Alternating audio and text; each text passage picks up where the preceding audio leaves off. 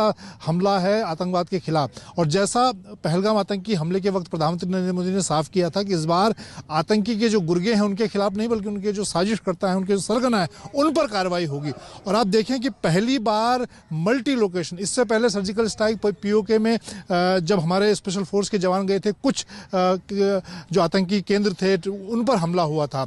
Balakot air strike के वक्त भी जब हमने हवाई जहाज भेजकर वहां पर हमला किया तो कुछ सेंटर को निशाना बनाया गया। लेकिन इस बार 5 सेंटर पीओके में आतंकियों के जो बड़े केंद्र हैं, जहां पर आतंकी तैयार होते हैं, जो उनके लॉन्च पैड हैं, और सबसे बड़े 2 एपी सेंटर जो बड़े केंद्र हैं बहावलपुर और मुरीद के, उन दोनों को पिन पॉइंट टारगेट करके एक्यूरेसी के साथ उन पर हमला किया गया। और सबसे बड़ी बात कि इस बार खाली एक फोर्स का इस्तेमाल नहीं हुआ। अगर इस पूरे ऑपरेशन को आप देखें, जैसे कि सुबह जब देर रात ऑपरेशन 2 बजे से हम लगातार जानकारी दे रहे हैं आज तक पर, कि पूरे ऑपरेशन में तीनों सेनाओं इस्तेमाल हुआ। नौसेना का भी बहुत 1971 के बाद बहुत बेहतर इस्तेमाल किया गया। सी बॉर्न ऑपरेशन के जरिए जो एक्सप्लोसिव है वो उसका इस्तेमाल किया गया। उसके अलावा एयरफोर्स का इस्तेमाल हुआ है, सेना का इस्तेमाल हुआ। तो पहली बार तीनों, और इस पूरी लड़ाई में सामान्य तौर पर तीनों सेनाओं की अगर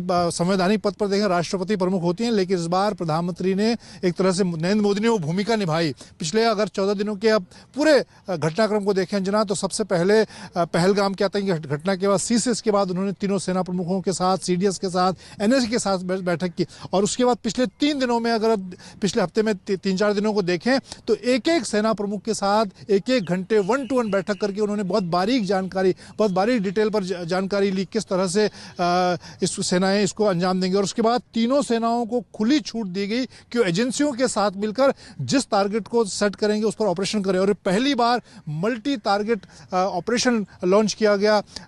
इसमें जिस तरह का एमुनेशन और मल्टी कहें कि हथियारों का इस्तेमाल हुआ, ड्रोन्स का इस्तेमाल किया गया, तस्वीरें भी आ गई हैं, देखिए ना, तस्वीरें आ गई हैं। एक बार मंजीत जल्दी से ये 2 तस्वीरें अपने दर्शकों को दिखा दें, क्योंकि रात में तो धमाकों वाला वीडियो आपने देख ही लिया था, लेकिन आज सुबह के जब उन्हीं के लोग बनाकर वीडियो भेज रहे हैं, तो देखिए ये तस्वीरें कैसे। सबसे पहले मुरीदके का ये जो लश्कर का इतना बड़ा हेडक्वार्टर था, जो आप देख रहे हैं, बाड़े लगाकर उसको सुरक्षित रखा जाता था ताकि आतंक का अपना तांडव वहां से रच सके।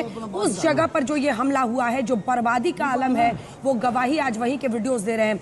वैसे ही आप देखिए, भावलपुर हो, मुरीदके हो, और ये दोनों ही जगहों पर जिस तरह का प्रिसिशन अटैक हमने किया है, मिसाइल से अटैक किया है, राफेल से लैस होकर जो हमने स्कैल्प मिसाइल्स भेजी और उनसे ये अटैक हुआ है, वो साफ साफ गवाही दे रहा है कि प्रिसिशन अटैक में हम एक नई कहानी पूरे विश्व में लिख रहे हैं, जहां पर आतंक के ठिकानों को सही तरीके से निस्तेनाबूद करना।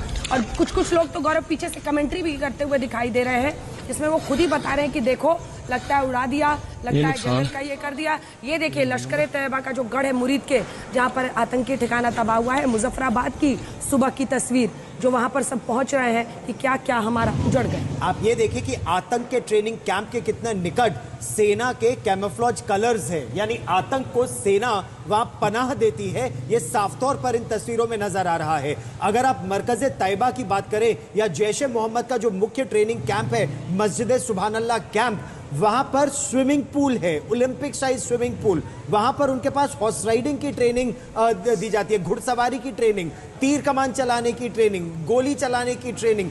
इस तरह की ट्रेनिंग आतंकवादियों को दी जाती है। एक तरह से पाकिस्तान की सेना इन आतंकवादियों को एक मिलिट्री ग्रेड टेररिस्ट बनाकर लॉन्च करती है, चाहे वो जम्मू और कश्मीर में हो या इससे पहले देश के अलग अलग भागों में। पठानकोट एयरबेस पर जो हमला हुआ, पुलवामा में जो अटैक हुआ, गुरदासपुर में जो अटैक हुआ, जो इंडियन एम्बेसी काबुल में जो